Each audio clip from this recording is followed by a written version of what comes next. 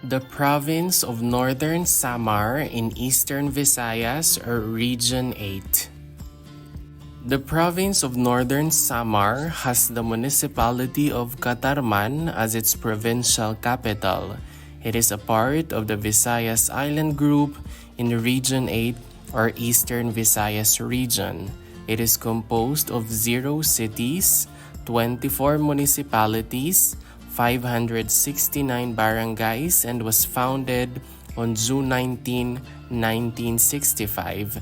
The total land area is 3,694.96 kilometers squared or 1,426.63 square miles.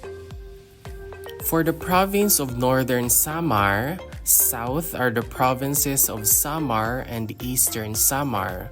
Northwest across the San Bernardino Strait is Sorsogon. East is the Philippine Sea of the Pacific Ocean, and the west is Samar Sea. Here are the different municipalities comprising the province of Northern Samar in Region 8 or Eastern Visayas.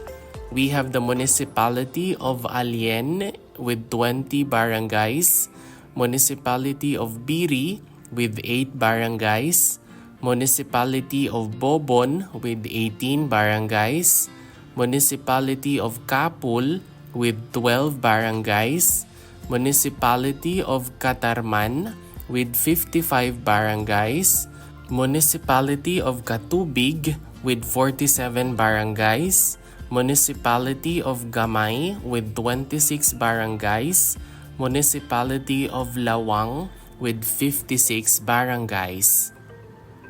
We also have the municipality of Lapinig with 15 barangays, municipality of Las Navas with 53 barangays, municipality of Lavezares with 26 barangays, municipality of Lope de Vega with 22 barangays, municipality of Mapanas with 13 barangays, municipality of Mondragon with 24 barangays, municipality of Palapag with 32 barangays, and the municipality of Pambuhan with 26 barangays. The municipality of Rosario with 11 barangays, municipality of San Antonio with 10 barangays, municipality of San Isidro with 14 barangays, municipality of San Jose with 16 barangays, municipality of San Roque with 16 barangays, municipality of San Vicente with 7 barangays, municipality of Silvino Lobos with 26 barangays, and the municipality of Victoria with 16 barangays.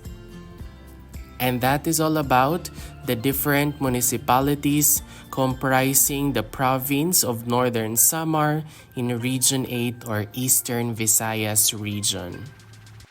If you learned something new from this video, please don't forget to click like, leave a comment, and subscribe. Moreover, you might also want to watch the next video on the screen. Maraming salamat, thank you for watching, and see you in the next video.